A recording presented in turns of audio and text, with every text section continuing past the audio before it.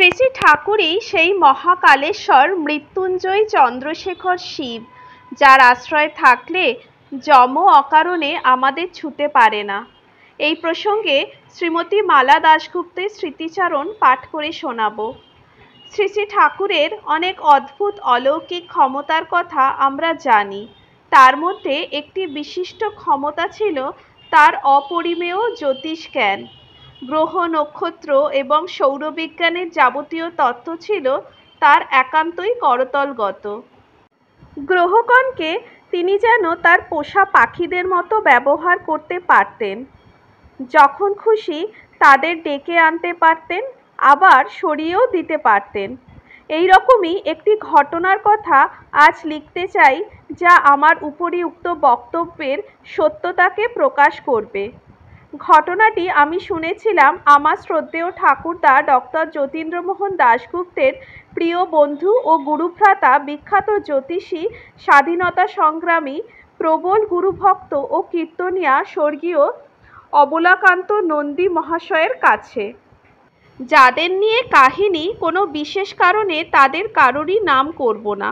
তবে তারা সকলেই তৎকালীন নোয়াখালী শহরের বিশিষ্ট আইন ব্যবসায় ও রাজনীতিবিদ পরিবারের সদস্য এবং অবশ্যই ঠাকুরের বিশেষ স্নেহধন্য। ঘটনাস্থল কলকাতা শহর।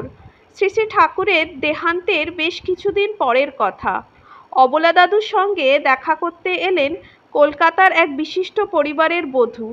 মুখটি মলিন ও চিন্তান্বিত। হাতে তার লন্ডনে পাঠরত একমাত্র পুত্রের কুষ্টি, স্বয়ং ঠাকুরের স্বহস্তকৃত। কুষ্টিটি অবলা দাদুকে দেখিয়ে তিনি জিজ্ঞাসা করলেন যে এই কুষ্টি কি নিখুঁত নয় অথবা অসম্পূর্ণ, কারণ তাকে কলকাতার একজন প্রখ্যাত জ্যোতিষ মহামহোপাধ্যায় এই কথা বলেছেন। তিনি খুবই রাগান্বিত হয়ে বলেছেন যে কোন অশিক্ষিত মূর্খ জ্যোতিষী এই কুষ্টি করেছেন, কারণ এই পত্রে নবগ্রহের জায়গায় নবগ্রহ নেই।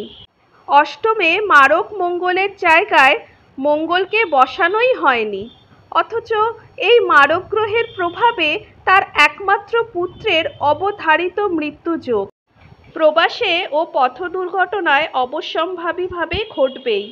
কোনো যজ্ঞ, তাবিজ, কবচ, হোম কিছুতেই সেটি আটকানো যাবে না। দুর্ঘটনার দিন, স্থান ও মুহূর্তও তিনি বলে দিয়েছেন। অবলা দাদু ভালো করে দেখে বুঝলেন যে সত্যি কুষ্টিটা অসম্পূর্ণ এবং মঙ্গলের কুপ্রভাবে ছেলেটির মৃত্যুযোগ প্রবল। বন্ধুকন্যাকে সান্ত্বনা দিয়ে বললেন, দেখ, তুই এত বড় সদ্গুরুর আশ্রিত, তুই তারই পায়ে তোর আকুতি জানা, তিনি তোর ছেলেকে রক্ষা করবেন। ঠাকুরের স্বহস্তকৃত কুষ্টিতে এরকম ভুল তো থাকার কথাই নয়। তবে এর নিশ্চয়ই বিশেষ কোনো তাৎপর্য আছে, সেইটা আমরা নিশ্চয়ই বুঝতে পারব। এর বেশ কিছুদিন পর সেই পূর্ব নির্দিষ্ট ঘটনা এলো। লন্ডনে প্রায় মধ্যস্থলে একটি পথ দুর্ঘটনা ঘটল। একজন বাঙালি ছাত্র ট্রাম এবং ট্যাক্সির ঠিক মাঝখানে পিষ্ট হয়ে মৃত্যু মুখে পতিত হলো। কিন্তু কি আশ্চর্য, মৃত্যু তার মুখগহ্বরে এসেও ছেলেটিকে গ্রহণ করল না। তার সমস্ত হাড়গোড় চুরমার হয়ে গেছে, মাথা দিয়ে অঝরে রক্ত ঝরছে, জ্ঞান নেই, কিন্তু প্রাণটি ধুকপুক করছে। লন্ডনের বিখ্যাত শেরিং ক্রস হাসপাতালে তখনই স্থানান্তরিত করে অস্ত্রোপচার ও চিকিৎসা শুরু হলো। 1 বছরেরও বেশি হাসপাতালের বিছানায় ব্যান্ডেজ বাঁধা অবস্থায় শুয়ে থেকে প্রখ্যাত চিকিৎসকের আন্তরিক প্রচেষ্টায় ছেলেটি বাড়ি ফিরল এবং জানা যায় পরে সে দীর্ঘায়ু পেয়েছিল।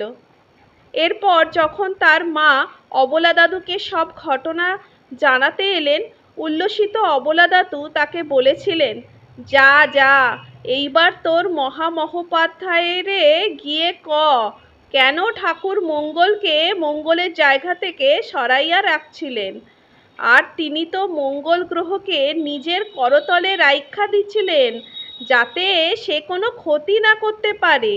তিনি অশিক্ষিত মূর্খ কেন হইতে যাইবেন? তিনি তো জ্যোতিষীরও গুরু, রাজ জ্যোতিষী গ্রহগণ তার পায়ের কাছে পড়ে থাকেন। এইবার বুঝলি এই কোষ্ঠীর মানে?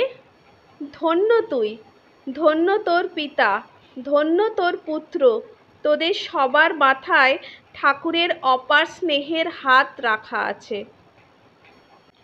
শ্রী শ্রী ঠাকুর বলেছেন, ধৈর্যকে আশ্রয় করিয়া সত্যকে ধরিয়া থাকিতে চেষ্টা করিবেন।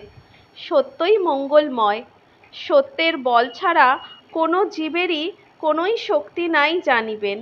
জয় রাম, জয় গোবিন্দ। শ্রী শ্রী ঠাকুরের অমৃত কথা আপনাদের কেমন লাগলো অবশ্যই কমেন্ট বক্সে জানাবেন এবং ভালো লাগলে লাইক ও সাবস্ক্রাইব করবেন। শ্রী শ্রী ঠাকুরের অপার কৃপা আপনাদের সকলের ওপর বর্ষিত হোক। ধন্যবাদ।